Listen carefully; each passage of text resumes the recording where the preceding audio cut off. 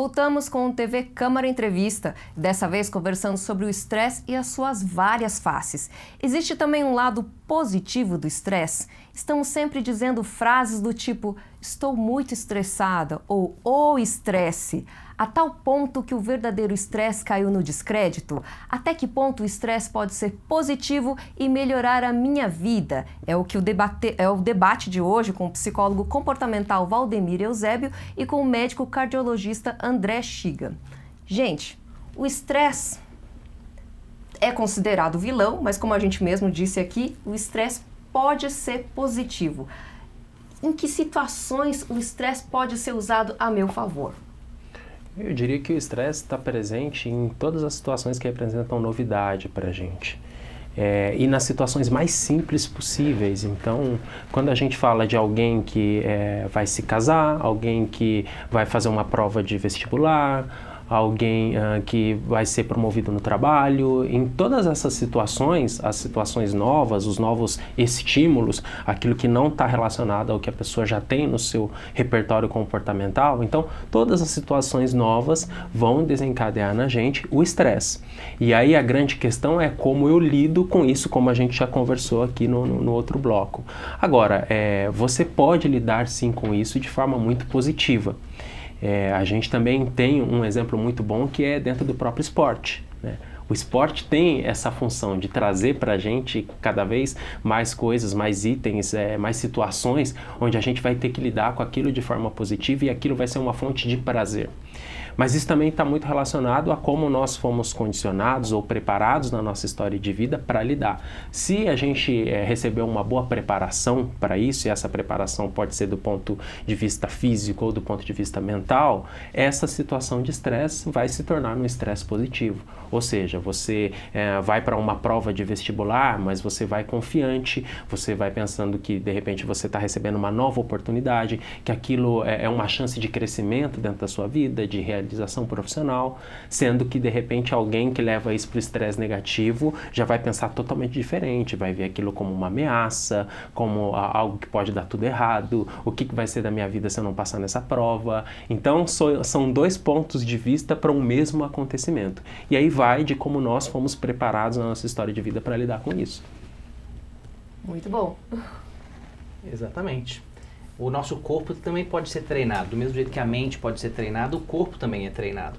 Você imagina você a 300 km por hora, se você não tiver treinado lá na Fórmula 1, você não vai nem respirar direito. E o cara a 300 km por hora, ele consegue decidir que marcha ele tem que mudar, qual vai ser a estratégia dele numa corrida. Isso é treino. E envolve os mesmos hormônios que nós já falamos, que é o hormônio adrenalina. Eu quero trazer uma pergunta aqui. Imagina que a gente já tem estresse demais no dia a dia, aí chega no final de semana, a pessoa se matricula e decide fazer um curso para saltar de paraquedas, por exemplo. Adrenalina. A adrenalina, ela também dá prazer. Então, as pessoas podem enxergar esse lado positivo do estresse. E o que é o exercício físico que você colocou muito bem? Na verdade, o que a gente faz quando ganha condicionamento físico é acostumar o nosso próprio corpo com essas adaptações do estresse. Porque quando você sai para correr 10 quilômetros, isso envolve um monte de alteração no seu corpo parecidíssimas com a do estresse, porque é um estresse físico.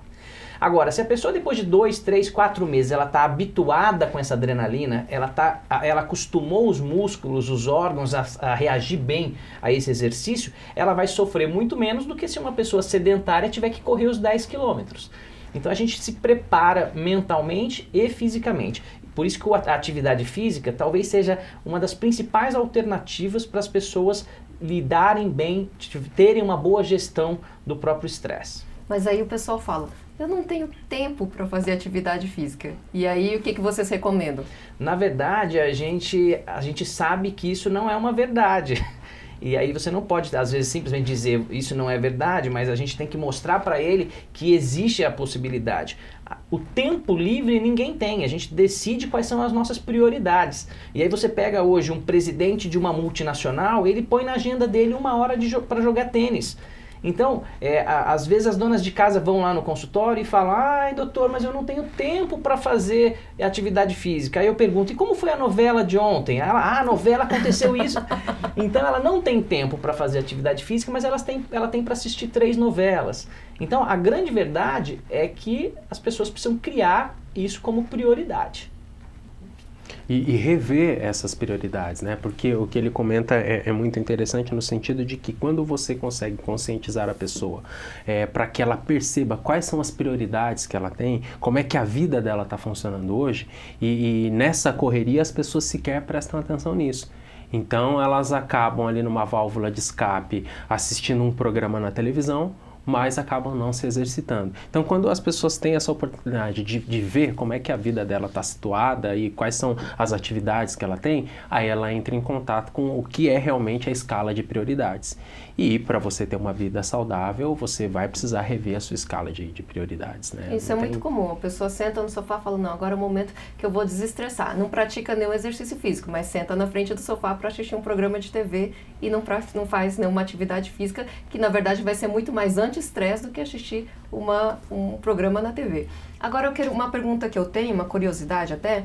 Uma pessoa que está acostumada a viver num ritmo estressante.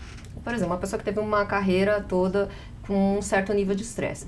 Quando ela se aposenta, é comum mesmo aquilo que a gente ouve falar, que a pessoa que se aposentou, ela cai numa depressão? Porque de repente o ritmo, né, a rotina que ela estava acostumada, não tem mais aqueles picos de estresse, e aquilo baixou de tal maneira que ela fica desestimulada para continuar a vida? Então, tem um ponto aí essencial nisso, que eu considero, que é a questão da gestão do tempo. Muitas vezes, se essa pessoa é um profissional, por exemplo, de uma empresa, de uma carreira CLT, e ela tem a sua vida em torno de demandas que são ali dentro dessa empresa, muitas vezes essa pessoa nem faz a gestão do próprio tempo. Então, quando ela se aposenta, ela tem essa rotina retirada do seu repertório. Ela não tem mais isso de atividade. E aí, se ela não fez uma gestão do tempo, se ela não cuidou da gestão do próprio tempo, ela vai ter dificuldade de encontrar novas atividades, de encontrar novos afazeres, principalmente afazeres que estão ligados à obtenção de prazer. Então, é nesse momento que a pessoa que se aposentou vai falar assim: bom, agora não vou trabalhar mais e vou ficar em casa. E isso pode funcionar muito bem durante 2, 3 meses, onde de fato ela vai descansar. Mas a partir dali, ela vai precisar se exercitar. Nós precisamos do desafio. Tem um psicólogo húngaro que, dentro de uma área da psicologia, que se chama psicologia positiva, que fala muito do que nós utilizamos na vida para obter satisfação e realização pessoal. E ele traça aí um gráfico onde a gente tem na abscissa a questão do desafio. E ele fala que para que você tenha uma vida plena, realizada, você precisa de desafios. Você precisa num eixo desafios e você precisa num outro eixo habilidades. Quando você tem na sua vida situações onde você é requerido nas suas habilidades, nas suas competências, no seu mais alto nível de habilidades e competências, e você tem altos desafios, você encontra a realização. Um bom exemplo para isso que a gente já comentou aqui é o esporte, mas isso se aplica à vida profissional, isso se aplica na sua convivência com as outras pessoas, então é muito importante você ter isso. O que eu tenho visto é uma comparação com a corrida de revezamento. Imagina, a pessoa está correndo na vida profissional, ele não para passar o bastão para o outro, vem um outro do lado correndo junto no mesmo ritmo e depois ele vai embora. O que eu tenho percebido é que as pessoas mais bem informadas, elas já planejam essa transição. Então, ele vai se aposentar numa carreira pública, mas ele já faz uma outra faculdade que ele vai querer ser consultor ou ter uma outra profissão paralela. Ou ele consegue, durante a vida inteira, ter uma renda passiva. E a gente não tocou nesse assunto, mas a falta de dinheiro, problemas financeiros talvez sejam um dos principais pontos que causam estresse na pessoa. E aí as pessoas que chegam na época da aposentadoria com menos estresse, normalmente são aquelas que conseguiram criar um patrimônio que devolva dinheiro para ela. Não só que tem um monte de dinheiro lá parado, mas dinheiro aplicado de forma que ele volte como renda passiva. E aí ele tem a opção de fazer o que ele gosta. Ele pode dar aula, ele pode trabalhar em entidades filantrópicas, ele pode viajar pelo mundo, ele pode abrir o próprio negócio. Mas normalmente esse ócio por um período, ele também é produtivo. Às vezes a pessoa fica lá um mês ou um ano sem trabalhar, sem grandes problemas. Eu quero lembrar a depressão que acontece muito comumente nas mulheres depois que os filhos vão para a faculdade. Por quê? Porque ela viveu a vida inteira, às vezes, em função dos filhos, aí com 17, 18 anos eles vão, e aí dá aquele vazio, né? Síndrome do ninho vazio. Isso é uma forma de estresse também. E aí ela pode ir programando o que é que eu vou fazer daqui a 5 anos, que habilidades eu vou desenvolver agora para que depois eu possa fazer coisas que vão me dar um retorno de bem-estar e às vezes até financeiro também. Olha só, uma boa dica, já vou me planejando para quando eu tiver que enfrentar a síndrome do ninho vazio. Gente, desculpa, você ia falar em uma linhas coisa. gerais, acho que no que a gente comentou aqui tem muito a ver com o protagonismo que a pessoa tem ao longo da sua vida, ao longo da sua carreira. Se ela perde esse protagonismo, quando ela se aposenta, a tendência de ficar deprimido é muito grande, a possibilidade, né, a chance de ficar deprimido é muito grande. Agora, se ela tem um protagonismo, se ela se preparou, ou se ela tem condições de se preparar, se ela faz um movimento na vida em prol da realização profissional, é pouco provável que ela entre num quadro de sofrimento ou num quadro até de doença. Não ficar esperando, né? Deixa a vida me levar, mas eu assumi o protagonismo da minha vida, da minha aposentadoria. Hoje é chique a gente falar que a gente mostrar que a gente está sempre ocupado, não é? A gente tem essa mania, e a sociedade, de certa maneira, de mostrar que a gente está sempre ocupado, a gente está sempre correndo. Eu não tenho tempo para, né? Não tenho tempo para isso, não tenho tempo para aquilo, não tenho tempo para as futilidades da vida. E isso é essa pressão social, de certa maneira, que a gente tem de mostrar que a gente está sempre ocupado, que nós somos importantes. Isso também é um resultado de uma vida que gira em torno desse eixo do estresse, não é? Por exemplo, o estresse, a gente sabe que ele é negativo, mas a gente também se acostuma a ter uma vida sempre agitada. E mesmo que ela não seja de fato agitada, a gente gosta de mostrar que a nossa vida é agitada, não é? Nós vivemos numa cultura que valoriza algumas coisas que vão contra a saúde, né? Essa que é uma grande verdade. E quando você está numa cultura que valoriza esse tipo de ostentação, né, onde você tem que ter uma agenda sempre cheia, onde você não para almoçar, onde você não tem finais de semana livre, se você não tiver um senso de propósito bem definido na sua vida, você vai sucumbir a esses valores sociais que estão soltos por aí. E aí é claro que a sua vida não vai bem diante de um contexto como esse. Então é muito importante que a pessoa tenha um senso de propósito e também tenha o discernimento para que ela possa fazer escolhas. E quando ela observa o que aquela cultura que ela vive, que às vezes a cultura que a gente está vivendo aqui, numa cidade pode ser diferente de uma cultura de uma outra cidade dentro do Brasil. Então, se a pessoa consegue observar com clareza o que aquela cultura prega como valores, e ela tem valores que são outros, ela vai precisar discernir em relação àquilo. E com um senso de propósito, ela consegue fazer aquilo que vai fazer um bem para ela. Mas o que a gente observa hoje, e até por essa liquidez, né, que o próprio Bauman fala, né, da modernidade líquida, a liquidez dos relacionamentos, das pessoas, faz com que a gente entre num piloto automático nas relações. Não só na relação pessoal, mas na relação com o mundo.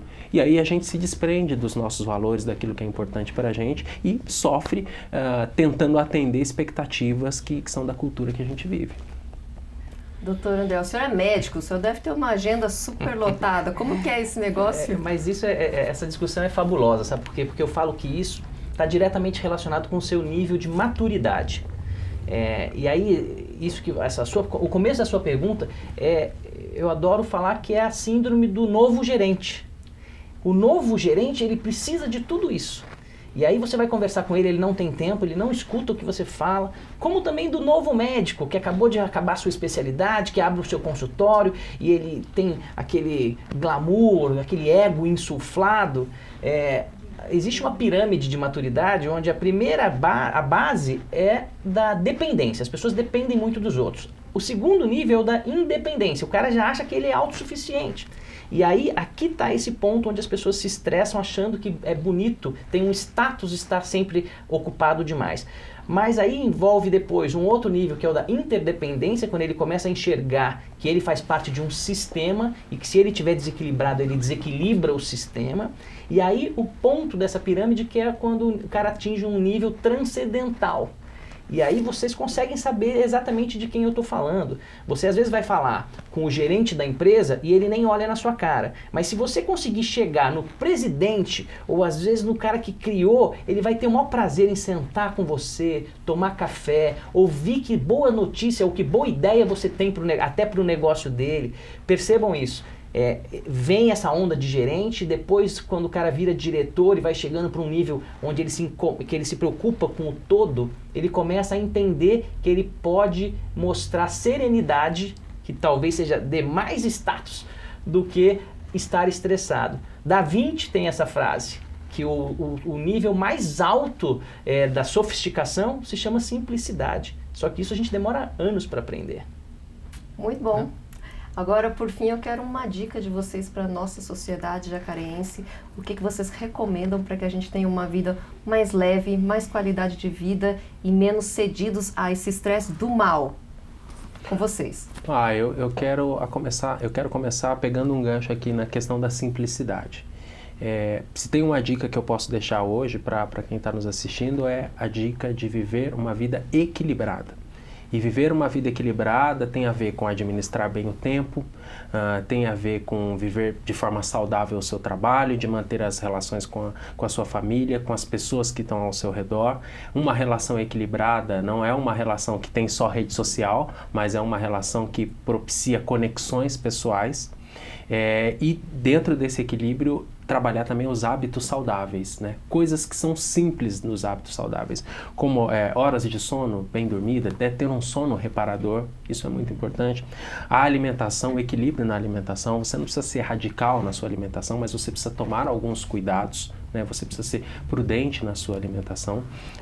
E o estilo de vida, né? Praticar esportes. Então, às vezes a gente até acaba caindo no mais do mesmo, mas nós profissionais precisamos frisar essa necessidade, porque às vezes as pessoas que estão nos assistindo imaginam que para não ter estresse, para viver uma vida equilibrada, precisa de soluções assim, hollywoodianas. E na verdade as soluções estão dentro dessa simplicidade de viver a vida de forma equilibrada. Então a minha dica é trabalhar na simplicidade, no equilíbrio. Exatamente. Então, puxando o gancho, o equilíbrio dos pratos chineses, vocês já viram? Cada prato desse é uma parte da sua saúde financeira. Então, cuida do seu dinheiro, evita fazer muita dívida. É uma coisa que você pode prevenir. Aprenda a dizer não. Porque às vezes você diz sim para os outros e isso envolve que você se complique e fica com medo de dizer não. Cuide de todas as saúdes, a gente já falou, faça check-up de vez em quando, porque ficar doente, um monte de doença hoje um monte delas a gente consegue prevenir. Cuidar da alimentação e fazer exercício, concordo plenamente. E para a última mensagem minha, eu acho que a gente tem que deixar o material e se preocupar com a parte espiritual, independente de religião. Eu acho que as pessoas hoje que a gente vê com mais equilíbrio são as pessoas com maior desenvolvimento espiritual. Eu acho que é isso que a televisão não fala, que as mídias sociais também não falam. E aí a gente tem essa chance de falar, eu acho que essa é a dica crucial. E a gente só aprende isso com um grau de maturidade. Muito obrigada. Obrigada pela presença aqui do Valdemir Eusébio, que é psicólogo comportamental, e aqui também do Dr. André Chiga, que é médico cardiologista. Obrigada pela presença de vocês aqui. A gente poderia estender muito mais esse assunto, né? Mas infelizmente o TV Câmara Entrevista vai ficando por aqui. Essa conversa foi super esclarecedora. Você pode rever esses programas na grade da TV Câmara ou também no YouTube, em youtube.com/TV Câmara Jacareí. Curta a nossa fanpage em facebook.com/TV Câmara Jacareí. A gente vai encerrando por aqui nesse que é um dos últimos programas, esperando que você, telespectador da TV Câmara Jacareí, também saiba tirar um pouquinho o pé do acelerador, entender aí, ter uma vida simples, como a gente aprendeu aqui, prezando pela sua saúde, prezando pela sua alimentação, pela sua saúde física, prezando pela sua espiritualidade, acima de tudo, pelo equilíbrio em todas as coisas. E nos acompanha nossas fotos no Instagram em Câmara de Jacareí. Eu, Cibele, te vejo no próximo TV Câmara Entrevista. Um forte abraço e até lá!